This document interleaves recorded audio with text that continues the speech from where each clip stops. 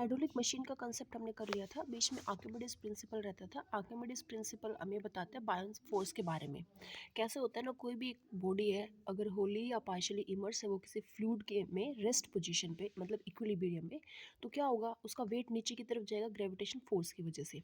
But जैसे उसके ऊपर एटमॉस्फेरिक प्रेशर भी वर्क कर रहा है, पी एटमॉस्फेयर, अगर वो सरफेस पे है जितना वो अंदर जाते जाएगा उतना प्रेशर बढ़ता रहेगा। रो जी एच जो प्रेशर हमने बताया था कि गॉस प्रेशर निकलता है ना टोटल प्रेशर में से, अगर हम एटमॉस्फेरिक रिमूव कर देते हैं वो वाला।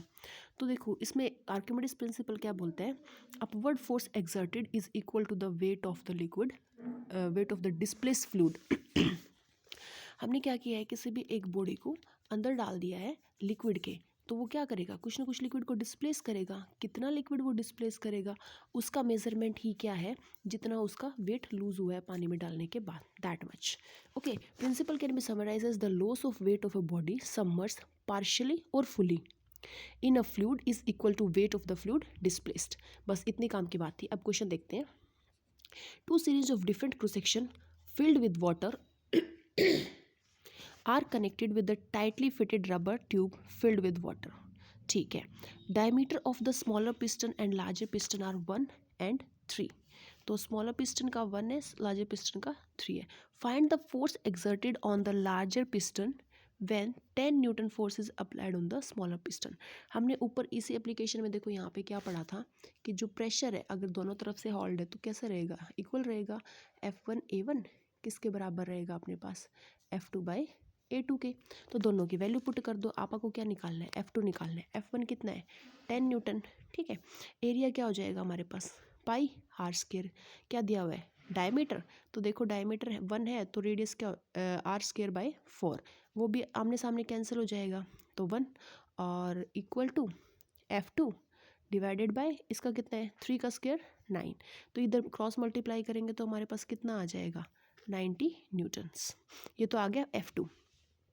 अब आगे हमें क्या निकालना है, if the smaller piston is pushed in through 6 centimetre how much does the larger piston move out. तो हमने क्या किया है, स्मॉलर पिस्टन को 6 सेंटीमीटर अंदर पुश कर दिया, और तो जो सेकंड है वो कितना मूव होगा। तो हमें पता है जितना उसका कॉरस्पॉन्डिंग एरिया है वही क्या आ जाएगा, उसका मल्टीप्लिकेशन। देखो वाटर कैसा है, इनकम्प्रेसिबल है, तो जितना प्रेशर हमने लगाया है, जितना वाटर इस तरफ से, जैसे ये एक पाइप है, इसका ये वाला एंड ओपन है, तो जितना वॉल्यूम इधर से मूव हुआ है उतना ही वॉल्यूम तो इधर से मूव होगा। और वॉल्यूम हमारे पास क्या होता है, एरिया मल्टीप्लाई बाय लेंथ। तो जितना फर्स्ट का मूव हुआ है ये किसके बराबर हो जाएगा, A2 मल्टीप्लाई बाय L2। हमें क्या निकालना है, L2 वैल्यू सब्सटीट्यूट कर दो। एरिया 1 कितना है, पाई आर स्क्वायर, तो ये हो जाएगा पाई। और रेडियस कितना था, डायमीटर था 1, तो रेडियस क्या हो जाएगा इसका, हाफ।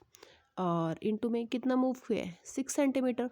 इसको मीटर में कन्वर्ट कर देंगे, 10⁻⁻2 डिवाइडेड बाय A2 कितना था हमारा, डायमीटर 3/2 का स्क्वायर, 3/4 लगा लो, यहाँ पे भी 1/4 हो जाएगा। और साथ में पाई से पाई कैंसिल, 4 से 4, 3 2 जा 6, और इसको कैलकुलेट कर देंगे 0.67 करके आ जाएगा अपना। ठीक है, नेक्स्ट है, in a car lift compress air exert a force F1 on smaller piston having a radius 5। This pressure is transmitted to second piston of radius 15 centimetre. Okay, वही वाला सेम केस है, अपने पास क्या है, ऐसे पिस्टन है, इधर स्मॉलर रेडियस है और इस तरफ लार्जर रेडियस है। फोर्स 1 जो हमने लगाया कितना लगा है, F1, और रेडियस कितना है, 5 centimetre. The pressure is transmitted to second piston of radius, इसका कितना रेडियस है, 15 centimetre. If the mass of the car to be lifted is, इसके ऊपर जो हमने मास रखा है वो कितना है अपने पास, 1350। Calculate F1, what is the pressure necessary to accomplish the task.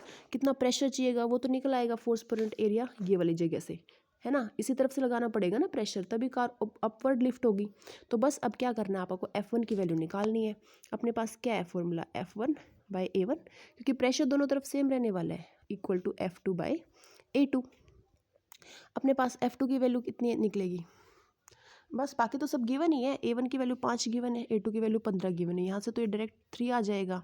आपको क्या करना है, यहाँ से जो F की वैल्यू आएगी उसको 3 से डिवाइड करना है जस्ट। तो आपको यहाँ पे दिया हुआ है मास, हमें निकालना है क्या, force, that is weight, M × G। बस कर दो, 1350 मल्टीप्लाई बाय 9.8, 9.8 गिवन है क्वेश्चन में, और डिवाइडेड बाय 3। इसको सोल्व करेंगे तो वैल्यू आ जाएगी अपने पास लगभग इतनी, ठीक है। और प्रेशर निकालना है तो प्रेशर कितना हो जाएगा, इस तरफ से जितना हम प्रेशर लगाएंगे, force per unit area, force निकल गया, और एरिया 5 × 10⁻² का स्क्वायर इंटू में पाई, आंसर आ जाएगा, ठीक है। Hydraulic brake in automobile also work on the same principle, when we apply a little force on the pedal with our foot. Hydraulic brake होते हैं ना, जो ट्रक वगैरह में होते हैं हाइड्रोलिक ब्रेक होते हैं, वो भी इसी सिस्टम पे काम करते हैं। हम एक तरफ से ऐसे लगा लो, यहाँ पे ब्रेक है, अगर मैं इसमें डेमोन्स्ट्रेट करूँ, लगा लो इधर ब्रेक है, हमने यहाँ से प्रेशर लगाया और यहाँ से एक्सपेंशन होके वो क्या करता है, टायर को रोक देता है। इस तरह का एक काम होता है उसमें। Move inside the master cylinder and the pressure caused is transmitted throughout the brake oil to act on the piston of larger area. A large force act on the piston and is pushed down, expanding the brake shoes against brake lining. In this way, a small force on the pedal produces a large retarding force on the wheel. An important advantage of the system is that the pressure set up by the pressing pedal is transmitted equally to all cylinder attached to the four wheels, so that braking effort is equal on all wheels. ठीक है। उसके बाद next है हमारे पास streamline flow. अभी तक हमने क्या पढ़ा, अभी तक हमने पढ़ा कोई भी फ्लूइड रेस्ट पे है तो उस पर किस तरह का फोर्स लग रहा है, किस तरह से प्रेशर एक्ट कर रहा है, किस तरह से ब्रेक्स लगाए जा रहे हैं, कैसे इक्विलिब्रियम आ रहा है। पास्कल्स में भी वही पढ़ा, आर्किमिडीज में भी वही पढ़ा। अब हम पढ़ेंगे स्ट्रीमलाइन फ्लो के बारे में। देखते हैं इसमें क्या है। The study of the fluid in motion is known as fluid dynamics. जो हम रेस्ट पे पढ़ते हैं वो तो स्टैटिक्स है, अब जब मोशन में पढ़ेंगे तो उसको बोलते हैं dynamics.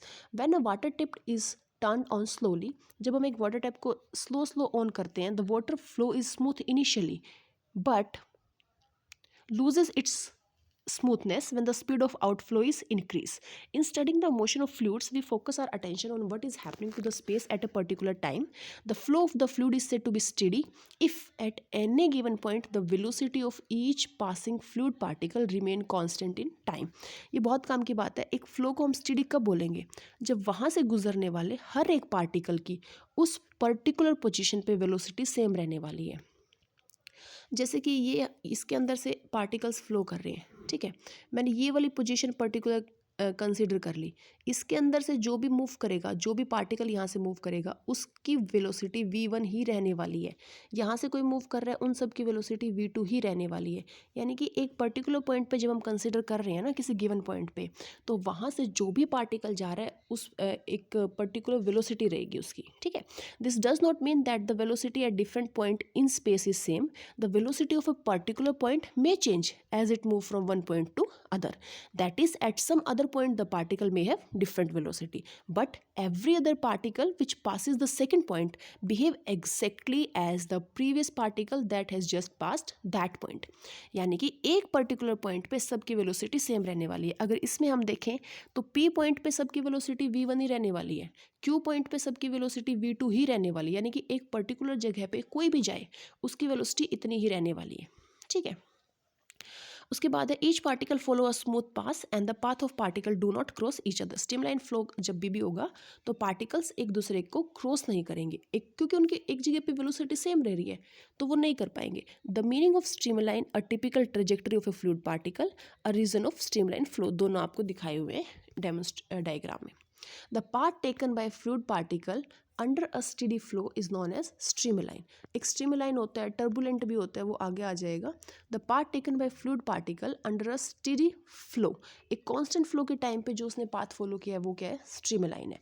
It is defined as a curve whose tangent at any point is in the direction of fluid velocity at that point. यानी कि किसी भी पॉइंट पे आप टेंजेंट ड्रॉ करेंगे तो वो आपको क्या दे देगा, उस फ्लो की डायरेक्शन दे देगा।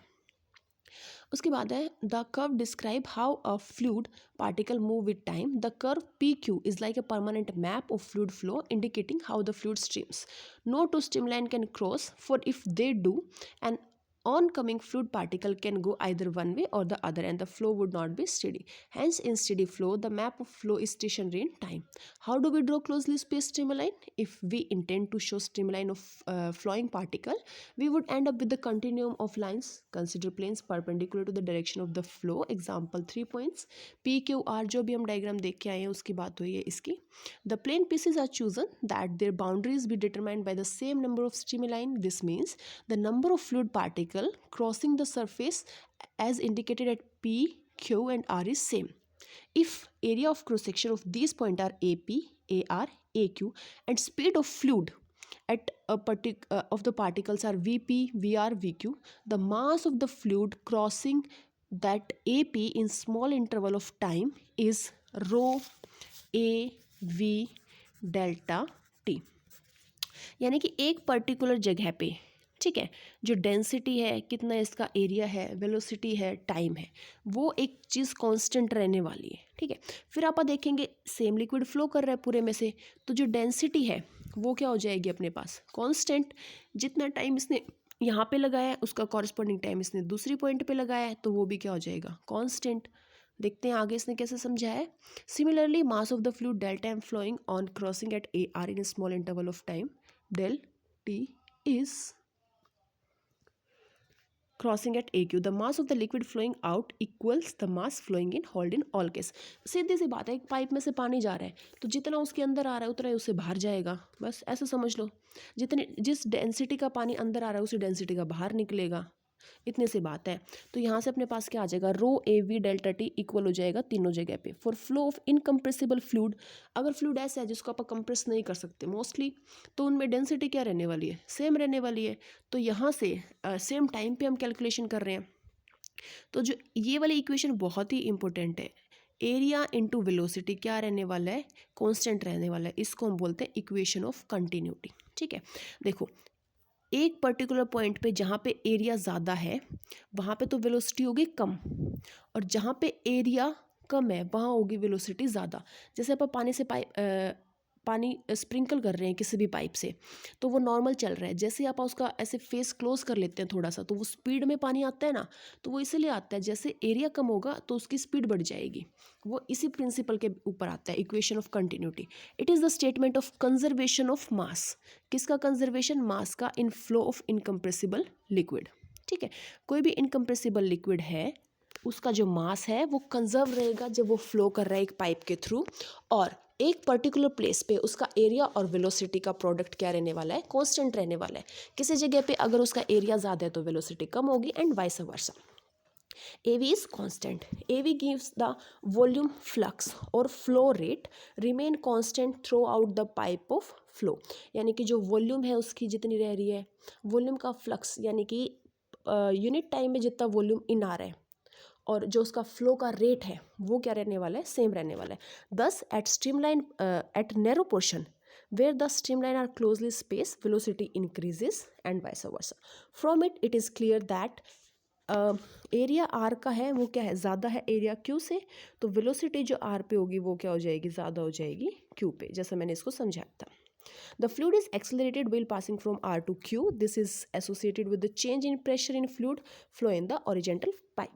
Steady flow is achieved at low flow speed beyond a limiting value called critical speed. Steady flow तब तक ही रहेगा जब आप एक पर्टिकुलर स्पीड को क्रॉस नहीं कर लेते, उस स्पीड को बोलते हैं हम क्रिटिकल स्पीड। और this flow loses steadiness and become turbulent. इससे ज़्यादा स्पीड होने पे, क्रिटिकल स्पीड से ज़्यादा स्पीड होने पे जो अपना फ्लो है वो क्या कर देगा, अपनी स्टेडीनेस को खो देगा, उसके अंदर जो एक समरूपता थी वो उसको खो देगा, और वो कैसा हो जाएगा, टर्बुलेंट हो जाएगा, ठीक है। Steady flow is achieved at low flow speeds beyond a limiting value called critical speed. The flow loses steadiness and become turbulent. One see this when a fast flowing stream encounter rock, कहीं से बहुत speed में पानी आ रहा है, वो एकदम से रॉक से टकराएगा तो क्या होगा, small foamy whirlpool like region called the white water rapids are formed. इस तरह से व्हीलपुल बन जाता है, जैसे बी पोजीशन पे दिखाया हुआ है, पानी आ रहा था नॉर्मली स्पीड से, एकदम से रोक आ गई रास्ते में, तो वो क्या करेगा, एकदम से झाग से बना देगा, उसकी स्पीड चेंज हो जाएगी, तो वो क्या हो जाएगा, टर्बुलेंट फ्लो हो जाएगा। Figure 10.8 display streamline for some typical flow. For example, 10.8 describe a laminar flow where the velocity at different point in the fluid may have different magnitude but their directions are parallel. Given a sketch. तो देखो laminar flow कौन सा होता है, where the velocity at different point of the fluid may have different magnitude but their directions are parallel. Laminar flow क्या है, अलग अलग पॉइंट पे अलग अलग वेलोसिटी है, वही स्टेडी फ्लो वाली बात है, बट इसमें क्या होने वाले सारे के सारे पैरेलल रहने वाले हैं और किसी चीज़ से टकरा के उसकी स्पीड जब चेंज हो जाएगी, क्रिटिकल स्पीड से ज़्यादा स्पीड हो जाएगी, तो फ्लो कैसा हो जाएगा, टर्बुलेंट। ठीक है, उसके बाद the most important one, Bernoulli's principle. Fluid flow is a complex phenomena, but we can obtain some useful properties for steady or streamlined flow using the conservation of energy. Consider a fluid moving in a pipe of varying cross-section area. Let the pipe be at a very height as shown in the figure 10.9. हमने क्या किया, एक pipe लिया है, उसको इस तरह से स्टैंड कर दिया, मतलब ऐसे टिल्ट करके कर दिया, एक हाइट कम है, दूसरी क्या है, ज़्यादा है. We now suppose that an incompressible fluid is flowing through the pipe in a steady flow. आप इसके अंदर एक नॉन विस्कस और इनकम्प्रेसिबल फ्लूइड लेंगे, कंडीशंस आपको पता होनी चाहिए. Its velocity must change as a consequence of equation of continuity. Okay, a force is required to produce this acceleration which is caused by fluid surrounding it. The pressure must be different in different regions. Bernoulli equation is a general expression that relate the pressure difference between 2 points in a pipe to both velocity change and elevation change, that is potential energy change. मतलब Bernoulli's equation क्या है, एक expression है pressure difference का. जैसे इन दोनों points पे, point A और ई वाले, पॉइंट बी और ई पे क्या है, अपने पास प्रेशर का डिफरेंस है. ठीक है, यहाँ पे काइनेटिक एनर्जी भी है और पोटेंशियल एनर्जी भी है. हाइट की वजह से पोटेंशियल है, मोशन की वजह से काइनेटिक है. तो ये थ्योरम आपको क्या बताएगी, pressure difference in terms of energy बताएगी. The Swiss physicist Daniel Bernoulli developed this equation. Consider the flow at two regions. Consider the fluid initially lying between B and D. In an infinite small time interval delta t, the fluid would have moved. Suppose v1 is the speed at B and v2 at D. Then fluid initially at B has moved a distance v1 delta t. Speed is equal to distance by time. Distance क्या हो जाएगा, speed into time. तो कितना distance move किया है, v1 speed delta t time. To see enough to assume constant cross section along BC. In the same interval delta t, the fluid initially at D moves to E, a equal distance equal to V2 delta t. Pressure P1 and P2 act as shown in the plane faces of the area A1 and A2. It's like B से C तक गया है, D से E तक गया है. ठीक है, B से C तक गया है डेल्टा टी टाइम में और D से E तक भी गया है डेल्टा टी टाइम में. यहाँ पे वेलोसिटी थी उसकी v1, तो डिस्टेंस क्या हो जाएगा, v1 डेल्टा टी. और यहाँ पे वेलोसिटी थी v2, तो कितना हो जाएगा, v2 डेल्टा टी.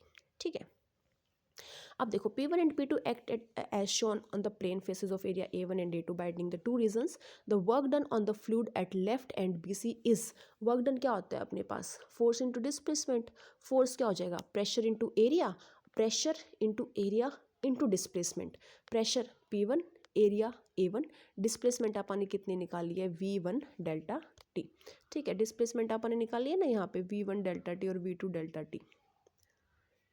यहाँ पे V1 डेल्टा टी निकाली है, ये V2 डेल्टा टी निकाली है. तो work done force into displacement, pressure into area into displacement, that is P1 delta V. ठीक है, उसके बाद since the same volume delta V passes through both the region, the work done by fluid at the end W2 is P2 A2 V2 delta T, that is P2 delta V. ठीक है, ये हो जाएगा volume के लिए. Work done in the fluid is minus P2 delta V. So the total work done on the fluid is कितना हो जाएगा, P1 minus P2 delta V. Part of this work done in changing the kinetic energy of the fluid and part goes into changing the gravitational potential energy if the density of the fluid is rho and delta m. यहाँ पे देखो इसने कैसे convert किया है, इस तरह से किया है. एरिया है ये एरिया हो गया, एरिया को डिस्प्लेसमेंट से मल्टीप्लाई कर दिया. V1 डेल्टा टी कितना है, कितना लिक्विड डिस्प्लेस हुआ है फ्लूइड. तो अगर हम एरिया को पर्टिकुलर लेंथ से मल्टीप्लाई करते हैं तो वो किस में कन्वर्ट हो जाता है, वॉल्यूम में. तो इस तरह से यहाँ पे ये P1 डेल्टा वी और ये P2 डेल्टा वी आ गए. ठीक है, उसके बाद देखो change in the gravitational potential energy कितना होता है, mgh होता है अपने पास. चेंज इन पोटेंशियल एनर्जी क्या होती है अपने पास, mgh. यहाँ पे लिक्विड की बात कर रहे हैं तो मास को किसकी टर्म्स में लेंगे, डेंसिटी क्या होती है, मास पर यूनिट वॉल्यूम. यानी मास की जगह क्या आ जाएगा अपने पास, रो वी जी एच. एच का डिफरेंस H2 माइनस H1, दोनों हाइट का डिफरेंस आ जाएगा. इसी तरह जब हम काइनेटिक एनर्जी का चेंज लेंगे, काइनेटिक एनर्जी कितनी होती है अपने पास, हाफ एम वी स्क्वायर. मास किसके टर्म्स में लेंगे, डेंसिटी के टर्म्स में, तो ये कितना आ जाएगा, रो वेलोसिटी सॉरी वॉल्यूम और वेलोसिटी के डिफरेंस का स्क्वायर, ठीक है, आ जाएगा दोनों। We can employ the work energy theorem to this volume of the fluid and that yield. Work energy theorem क्या कहती है, जब हम सारे एक्सटर्नल फोर्सेस को कंसीडर करते हैं उस टाइम पे जो वर्क डन है वो किसके बराबर आ जाता है, उसकी एनर्जी के बराबर, चेंज इन एनर्जी के बराबर। तो देखो, तो वर्क डन कितना निकाला था अपन ने यहाँ पे, work done on the fluid P1 minus P2 delta V, potential energy ये आ गई, काइनेटिक एनर्जी ये आ गई, इन दोनों का सम इसके बराबर इक्वेट कर दो, that much simple. P1 minus P2 delta V is equal to half of rho delta V V2 square minus V1 square, यहाँ पे हाफ भी लिखो, प्लस में rho G delta V H2 minus H1, ठीक है। Now we divide each term by delta V to obtain, इसको delta V से divide करेंगे आप, यहाँ पे हाफ मिसिंग है, हाफ लिख लेना इधर, और डेल्टा V से डिवाइड करेंगे तो ये चला जाएगा, ये चला जाएगा और ये भी चला जाएगा, इस तरह से इक्वेशन आ जाएगी अपने पास। ये इक्वेशन आगे जाके हमारे पास बन जाएगी रीअरेंज करने पे, यानी कि सारी जो 1 वाली टर्म्स है उनको तो एक तरफ कर लेंगे और जो 2 वाली टर्म्स है उनको एक तरफ कर लेंगे। तो देखो P1 half rho V1 square plus rho GH is equal to P2 this is Bernoulli equation, since 1 and 2 refer to the two locations then we can write P plus half rho V square plus rho GH is equal to constant. मतलब कुल मिला के ना ये किसकी terms में आ गई, pressure की टर्म्स में आ गई, ठीक है। यानी कि जब भी हम स्ट्रीमलाइन फ्लो की बात कर रहे हैं तो pressure plus kinetic energy plus potential energy, ये हमारे पास क्या रहने वाली है, कांस्टेंट रहने वाली है, ठीक है। इतनी सी बात है इसमें, जैसे कि प्रेशर को क्या लिखते हैं डायरेक्ट P, काइनेटिक एनर्जी होती है हाफ mv स्क्वायर, यहाँ डेंसिटी के टर्म्स में ले लिया और वॉल्यूम से डिवाइड कर दिया तो ये क्या हो जाएगा, half rho V square. Potential क्या होती है mgh, डेंसिटी के टर्म में लेके वॉल्यूम से डिवाइड किया तो ये क्या आ जाएगा, रो gh, बस। The flow of an ideal fluid in a pipe of varying cross section, the fluid in a section of length v1 delta t move to the section of length v2 delta t in time delta t. In words, the Bernoulli relation may be stated as flow follows. As we move along a streamline, the sum of pressure, the kinetic energy per unit volume and the potential energy per unit volume remains constant. जैसे ही हम एक streamline flow से pass out करते हैं तो sum of pressure, kinetic energy per unit volume and potential energy per unit volume remain constant. Note that in applying the energy conservation principle, there is an assumption that no energy is lost due to friction. But in fact, when fluid flows, some energy does get lost due to internal friction. This arises due to the fact that in a fluid flow, the different layer of the fluid flow with different velocities. These layers exert frictional force on each other, resulting in a loss of energy. This property of fluid is called viscosity and is discussed in more detail in the later section. कैसा होता है जब कोई भी एक fluid है वो flow कर रहा है तो डिफरेंट डिफरेंट लेयर्स बनती हैं, जब वो मूव कर रहा होता है तो वो लेयर्स आपस में टकराती हैं जिसकी वजह से क्या होता है, उसकी स्पीड कम हो जाती है या स्पीड में चेंज आ जाता है, उसको एक तरह से विस्कोसिटी के टर्म्स में डिफाइन करते हैं, वो आगे देखते हैं, आगे आएगा। The lost kinetic energy of the fluid get converted into heat energy, thus Bernoulli equation ideally applies to the fluid with zero viscosity और नॉन विस्कस फ्लूइड। दो चीज़ें ध्यान देने की है इसमें, आप जो बर्नौलीज थ्योरम है जैसे होता है ना टर्म एंड कंडीशंस, तो इसकी टर्म्स एंड कंडीशन क्या है हमारे पास, एक तो फ्लूइड कैसा होना चाहिए, इनकम्प्रेसिबल होना चाहिए, और दूसरा वो कैसा होना चाहिए, नॉन विस्कस होना चाहिए, ठीक है, जीरो विस्कोसिटी होनी चाहिए, यानी कि वो मूव करते हुए उसकी जो काइनेटिक एनर्जी है वो हीट एनर्जी में कन्वर्ट नहीं होनी चाहिए। इस तरह से हम आइडियल कंडीशन लेके चलते हैं, ठीक है। Another restriction on the application of Bernoulli theorem is that fluid must be incompressible, ये तो बता ही दिया। And as the elastic energy of the fluid is also not taken into consideration in practice, it has a large number of useful applications and can help explain a wide variety of phenomena for low viscosity incompressible fluids. Bernoulli equation also does not hold for non-steady or turbulent flow, because in that situation velocity and are constantly fluctuating in time. When a fluid is at rest, the velocity is zero everywhere. Bernoulli equation क्या हो जाती है, सिर्फ pressure और potential energy per unit volume के terms में आ जाती है, ठीक है। तो क्या याद रखना है, बर्नौलीज थ्योरम को सिर्फ हम स्ट्रीमलाइन फ्लो के केस में लगाएंगे जब लिक्विड क्या होगा, इनकम्प्रेसिबल, नॉन विस्कस, यानी कि जीरो विस्कोसिटी वाली कंडीशंस पे। अब स्पीड ऑफ इफ्लक्स टॉरिसिली लॉ, अभी हमने पढ़ा बर्नौलीज इक्वेशन, अब हम देखेंगे टॉरिसिली लॉ। इसमें क्या होता है, ये एक एप्लीकेशन होती है हमारे पास किसकी, बर्नौलीज इक्वेशन की ही, ठीक है। स्पीड ऑफ एफ्लक्स का क्या कंसेप्ट होता है, ऐसे कोई भी एक कंटेनर के अंदर हमने लिक्विड डाल दिया, उसमें कर दिया होल, तो उसमें से जो आपा को होल में से जो फ्लूइड बाहर आएगा उसकी वेलोसिटी निकालनी होती है, बस। The word efflux means fluid outflow. Torricelli discovered that the speed of efflux from an open tank is given by a formula identical to that of a freely falling body. Consider a tank containing a liquid of density rho with a small hole in its sides at a height y1. Ground से height कितनी है, y1 है. From the bottom, the air above the liquid whose surface is at height y2 is at a pressure P.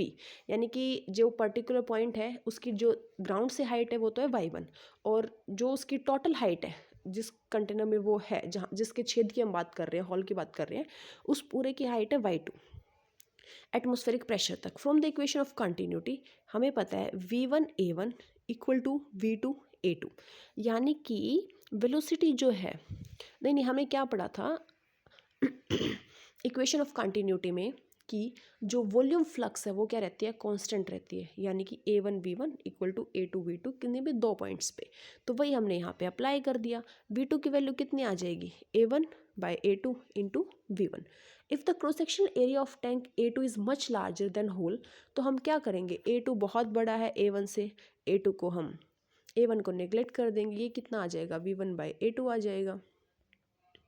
Then we may take the fluid to be completely at rest at the top, v2 0 हो जाएगी। हमने मान लिया कि जैसे जो इस तरह से फ्लूइड लिया था, यहाँ पे होल था, इसमें से पानी बाहर आएगा, ठीक है, तो हमने मान लिया ये ऊपर रेस्ट पे है, तो v2 की वैल्यू कितनी हो जाएगी, 0। बर्नौली इक्वेशन लगा देंगे पॉइंट 1 और 2 पे, और क्या करेंगे, हम ये भी नोटिस करेंगे कि जो प्रेशर एटमॉस्फेरिक है वो जो प्रेशर फर्स्ट है, यानी कि जो सरफेस पे प्रेशर है वो कितना है, एटमॉस्फेरिक प्रेशर है। तो बस लगा दो बर्नौलीज, एक पर्टिकुलर पॉइंट पे लगाएंगे जो मूव कर रहे हैं, तो प्रेशर कितना आ गया है यहाँ पे बर्नौलीज से, pressure P A, kinetic energy per unit volume half of rho v1 square, potential energy per unit volume rho G y1 किसके बराबर आ जाएगा, p प्लस रो जी y2, क्योंकि वो तो फ्लो ही नहीं कर रहा है। इस डायग्राम में देखिए यहाँ पे v1 से लिक्विड फ्लो कर रहा है और v2 वाला फ्लो ही नहीं कर रहा, तो इसके अंदर काइनेटिक एनर्जी होगी v1 वाले में और v2 वाले में नहीं होगी। बस taking y2 minus y1 is equal to h, y2 minus y1 का जो डिफरेंस है, यानी कि होल से ऊपर सरफेस का जो डिस्टेंस है वो क्या है, h है, तो v की वैल्यू क्या आ जाएगी, 2gh plus p minus P not by rho. p बहुत ज़्यादा है किससे, एटमॉस्फेरिक प्रेशर से, और 2gh को भी हम क्या कर सकते हैं, इग्नोर कर सकते हैं। The speed of efflux is determined by container pressure. Such a situation occur in rocket propulsion. On the other hand, if the tank is open to the atmosphere, तो P किसके बराबर हो जाएगा, PA के। ये एक अलग केस है, ठीक है। अगर ओपन टैंक है तो जो उसके सरफेस पे प्रेशर है वो किसके बराबर हो जाएगा, एटमॉस्फेरिक प्रेशर के, तो यहाँ से P माइनस PA की वैल्यू क्या आ जाएगी, 0, और जो हमारा इफ्लक्स है उसकी वेलोसिटी क्या आ जाएगी, √2gh आ जाएगी, सिर्फ ये वाली टर्म बचेगी। सेम उसमें नहीं करते हैं हम ऐसे v square minus U square is equal to 2gh, अगर इनिशियली हमारा बॉडी रेस्ट पे है तो यू स्क्वायर 0 हो जाता है, v स्क्वायर 2gh, और v की वैल्यू कितनी आ जाती है, √2gh, उसी के जैसा है। This equation also the speed of freely falling body equation represent Torricelli's law. ये सेम किस में आता है अपने पास, फ्रीली फॉलिंग बॉडी के केस में आता है। तो स्पीड ऑफ इफ्लक्स जब भी निकालनी है तो सिर्फ एक चीज़ याद रखनी है, क्या याद रखनी है, ऐसे है कंटेनर, यहाँ पे होल है, आपको फॉर्मूला लगाना है, यहाँ से जो आ रहा है उसकी वेलोसिटी होगी √2gh। सिर्फ ये h को लेके कंफ्यूज नहीं होना है, h कौन सा लेना है, ये होल से लेके ऊपर सरफेस तक का जो हाइट है वो वाला हाइट कंसीडर करना है, गलती से भी नीचे वाला ये पूरे वाला हाइट कंसीडर नहीं करना है। जब भी न्यूमेरिकल सॉल्व करना है टॉरिसेली लॉ का, स्पीड ऑफ इफ्लक्स जब भी निकालनी होगी, एक कंटेनर है जिसमें होल है, तो हाइट कौन सी लोगे, सरफेस से लेके उस पॉइंट तक की हाइट लोगे, ठीक है, ये तो हो गया एक एप्लीकेशन। नेक्स्ट एप्लीकेशन है हमारा वेंचुरीमीटर। देखो, venturimeter is a device to measure the flow speed of incompressible fluid. जो इनकम्प्रेसिबल फ्लूइड होते हैं, जिसका केस हमने बर्नोलिज में लिया था, उनकी स्पीड को मेजर द फ्लो स्पीड के लिए हम किसका यूज़ करते हैं? वेंचुरीमीटर का। इससे पहले हमने क्लास पढ़ी थी, उसमें हम क्या देख रहे थे? एक हमने बैरोमीटर यूज़ किया था प्रेशर मेज़र करने के लिए, एक हमने मैनोमीटर यूज़ किया था प्रेशर डिफरेंस मेज़र करने के लिए। यहाँ पे हम क्या कर रहे हैं? स्पीड मेज़र कर रहे हैं फ्लो की वेंचुरीमीटर से, ठीक है। It consist of a tube with broad diameter and a small construction at the middle as shown in the figure. इस टाइप में होता है, जैसे ये है ना, इस टाइप का एक वेंचुरीमीटर होता है ये अपने पास। A tube with a broad diameter and a small construction at a middle as shown in the figure. Manometer in the form of a U tube is also attached to it. जो ये U shape में लगा हुआ है ना, U shape में, यही हमारा क्या है? मैनोमीटर। जो मैं बता रही थी ना, प्रेशर डिफरेंस मेजर करता है, मैनोमीटर है। और जो ये ऊपर लगा हुआ है ना, ये डिज़ाइन वाला शेप, ये वाला, ये हमारा वेंचुरीमीटर है, ठीक है। The manometer contains a liquid of density rho m. The speed v1 of the liquid flowing through the tube at the broad neck area A is to be measured from the equation of continuity. The speed at the construction become v2 is equal to capital A by small a. ये बीच में है ना जो वो equation of continuity क्या कहते हैं? Velocity flux constant रहता है, यानी कि a1 v1 equal to a2 v2। तो v2 क्या आ जाएगा? a1 v1 बाय में a। Then using Bernoulli equation for h1 equal to h2। Same height के लिए अगर हम यूज़ कर रहे हैं, सेम हाइट के लिए यूज़ करोगे तो क्या हो जाएगा? Potential energy per unit volume दोनों जगह हो जाएगी सेम। तो सिर्फ क्या बचेगी अपने पास तीनों में से? प्रेशर एनर्जी और kinetic energy per unit volume. तो P1 plus half rho V1 square is equal to P2 plus half rho V2 square, ठीक है। उसके बाद देखो, so that P1 minus P2, V2 की वैल्यू हमने V1 के टर्म्स में पुट कर दी, कैपिटल A बाय स्मॉल ए, इसका स्केयर और V1 का स्केयर। तो यहाँ से देखो प्रेशर डिफरेंस कितना आ जाएगा? P1 minus P2 is equal to half rho V1 square into में A बाय A का square minus 1। This pressure difference causes the fluid in the U tube connected at the narrow neck to rise in comparison to the other arm. The difference in height h measures the pressure difference. ये pressure difference की वजह से क्या हो जाएगा? जो इसमें से लिक्विड फ्लो कर जाएगा और आप क्या करेंगे? प्रेशर को मेज़र कर देंगे। P1 minus P2 is equal to rho G H is equal to half of rho V1 square A1 by A minus 1 का square. So the speed of fluid at wide neck is under root 2GH by rho into में capital A by small a का square minus 1 पूरे की power minus 1/2। बस, इसमें ऐसा कुछ है नहीं ज़्यादा मेमोराइज करने का, सिर्फ ये पता होना चाहिए वेंचुरीमीटर होता क्या है और इसकी कैलकुलेशंस पता होनी चाहिए। सिर्फ काइनेटिक एनर्जी और प्रेशर वाली करनी है। The principle behind this meter has many applications. The carburetor of automobile has a venturi channel nozzle through which air flow with high speed. The pressure is then lowered at narrow neck and petrol is sucked up in the chamber to provide the correct mixture of air to fuel necessary for combustion. जैसे हम bike वगैरह use करते हैं ना, उसमें petrol होते हैं, तो उसमें क्या करते हैं ना, वो चैम्बर से आता है, एक स्प्रे गन होती है, वो वेंचुरीमीटर पे ही बेस होता है उसका प्रिंसिपल जो होता है। एयर सक्शन से वहाँ से वो मूवमेंट होती है, प्रेशर डिफरेंस क्रिएट होता है और उसके बाद फिर पेट्रोल उसमें सर्कुलेट होना शुरू होता है। The pressure is lowered at the narrow neck and the petrol is sucked up in the chamber to provide the correct mixture of air to fuel necessary for combustion. Filter pumps or aspirators, Bunsen burner, atomizers and sprayer used for perfume or to spray insecticides work on the same principle. Spray gun होती है एक, जो अपना hair cut कराते हैं तो वो spray करता है, जो बोतल से जितने भी स्प्रे बोतल होती हैं वो सारी किस प्रिंसिपल पे बेस होती है? वेंचुरीमीटर पे ही बेस होती है, ठीक है। एक क्वेश्चन कर लेते हैं इसका। Blood velocity, the flow of blood in large artery of an anesthetized dog is diverted through a venturimeter. The wider part of the meter has a cross-section area equal to that of artery, that is 8 mm square. The narrow part has an area of 4 mm square. The pressure drop in the artery is 24 pascal. What is speed of blood in the artery? V की value निकालनी है, under root 2GH 2 rho G H by rho, A by A का square -1। तो देखो ए by A का ratio कितना आ जाएगा 2, 8/4, 2 आ गया। तो ए बाय ए का स्केयर -1 यानी कि 4 - 1 3 से डिवाइड हो जाएगा रूट में। और ऊपर क्या है हमारे पास 2 रो जी एच बाय रो 2, और अपने पास प्रेशर कितना है 24 पास्कल, डिवाइडेड बाय क्या कर देंगे डेंसिटी अपा किसकी ब्लड की 1060, आंसर आ जाएगा। ठीक है, नेक्स्ट है हमारे पास blood flow and heart attack. Bernoulli's principle help in explaining blood flow in artery.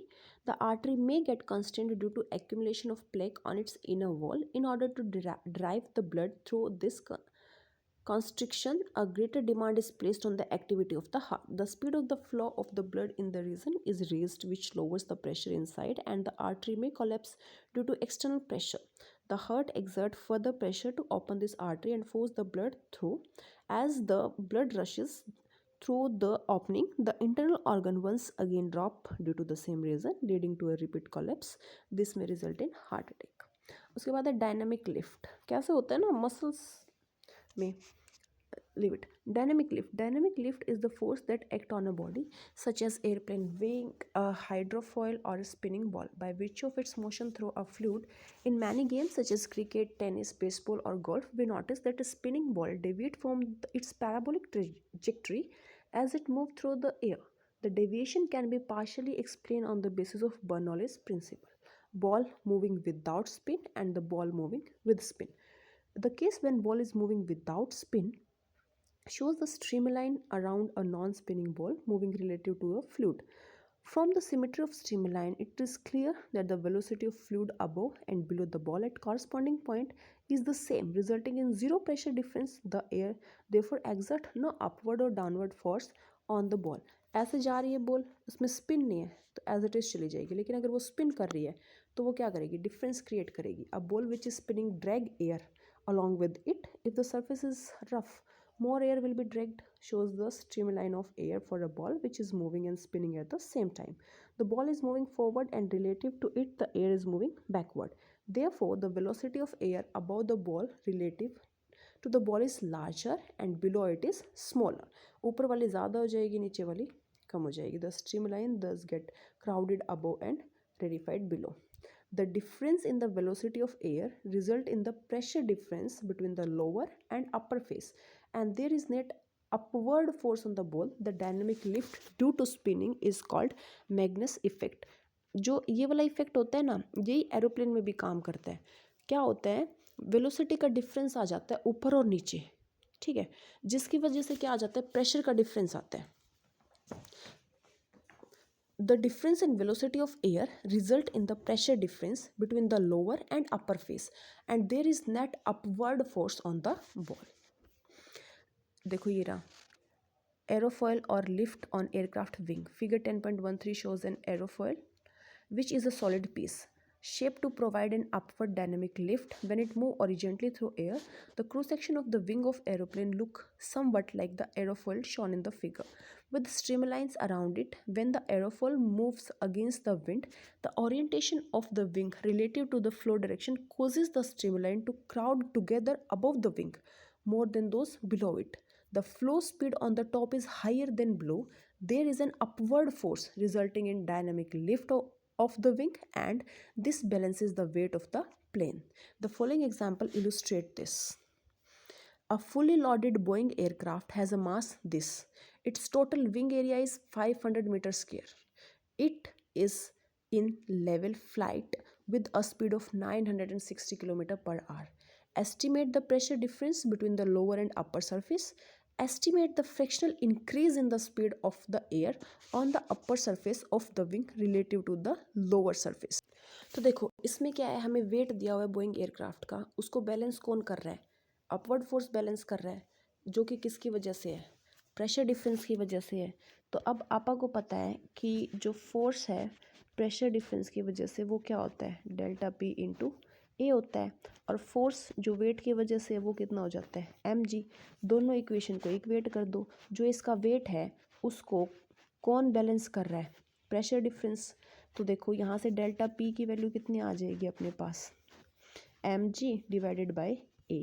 मास कितना दिया हुआ है बोइंग का 3.3 इंटू 10⁵ तो ये क्या हो जाएगा 3.3 into 10⁵ into 9.8 divided by area कितना दिया हुआ है विंग का 500 metre square divided by 500 metre square.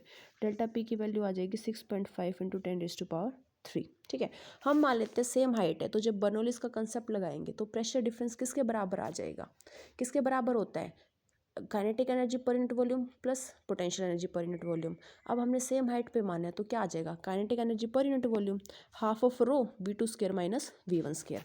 अब इसको सोल्व करना है, हमने आपा को निकालना है। देखो क्वेश्चन में क्या पूछा है इसने, estimate the fractional increase in the speed of the air on the upper wing relative to the lower surface. यानी कि आपा को निकालना है डेल्टा v बाई वी, यानी कि आपा को निकालना है v1 माइनस v2 बाई में v एवरेज। तो देखो अब कैसे निकालोगे, यहाँ से अपने पास इक्वेशन दे रखी है v2 square minus v1 square, इसको a square minus b square कर दें तो ये हो जाएगी rho by 2 v1 minus v2 into v1 plus v2।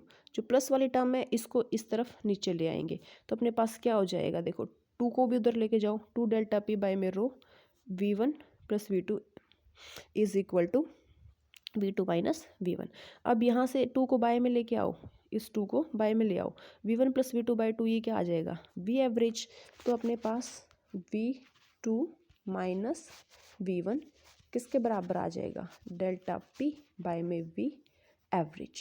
आपा को क्या निकालना है क्वेश्चन में, delta v by V average.